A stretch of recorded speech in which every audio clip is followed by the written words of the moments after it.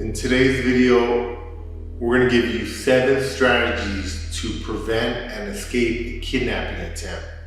Coming up.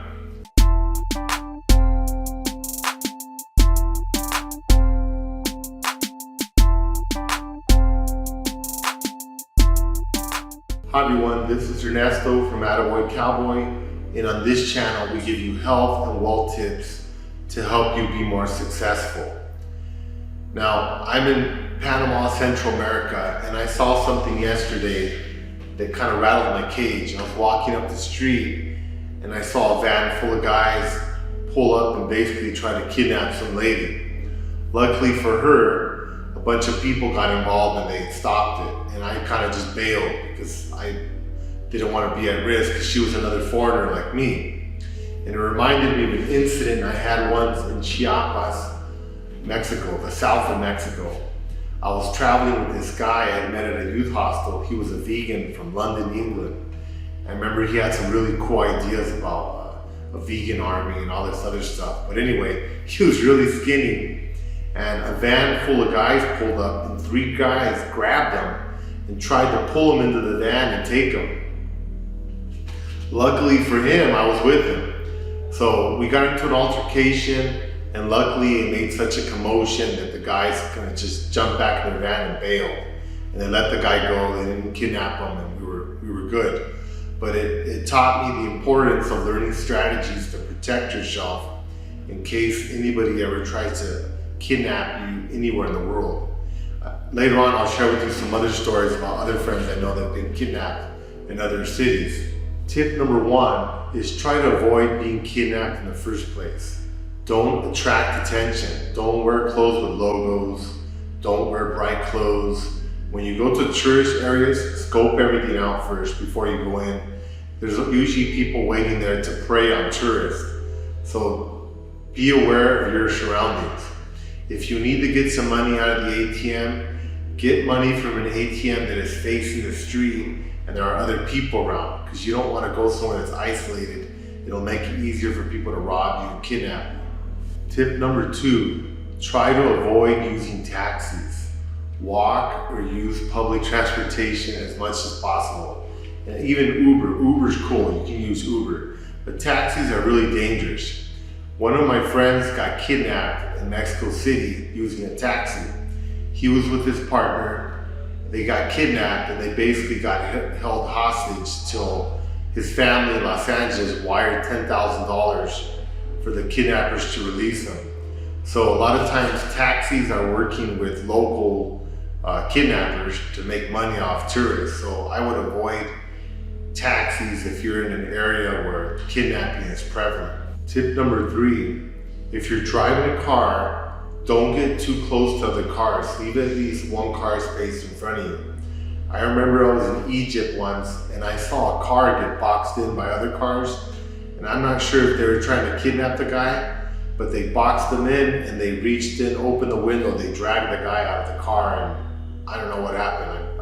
I didn't see the rest of it. But you want to avoid those types of situations. Leave some flexibility for yourself so that you can drive away in case you need to.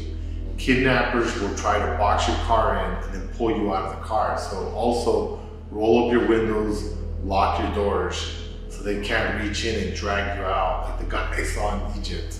Tip number 4, call 911 or whatever emergency phone number is prevalent wherever you're at, and leave it on speakerphone so that the operator can hear what's going on. While the kidnap is going on, yell out details so that it'll get recorded in the call. Like yell out, oh, I'm at the Hampton Inn in Panama, on the corner of Figueroa Street and Alvarado. You know, the guys kidnapping me are 3 guys in their 20s, you know, Caucasian, blue eyes, whatever the case might be. Tip number 6. Now, if they're gonna tie up your hands and legs, there's a way to position your body so that it's easier for you to escape later on. Let's say they're gonna tie your hands up. You don't wanna comply by putting your hands together like this, as close as they possibly can. Because later on, when you try to wiggle out of the rope, you're not going to be able to. So you want to try to make some space. What you do is you cup your hands, kind of like this.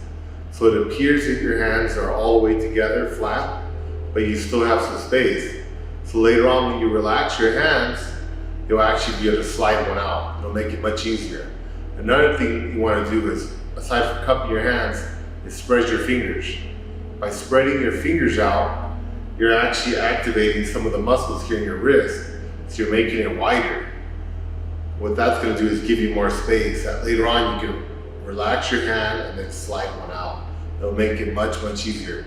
Same thing with your legs. Same type of strategy. Don't bring your legs or ankles completely together. That's going to make it easier. Try to use the natural curves of your body to make space, just like this.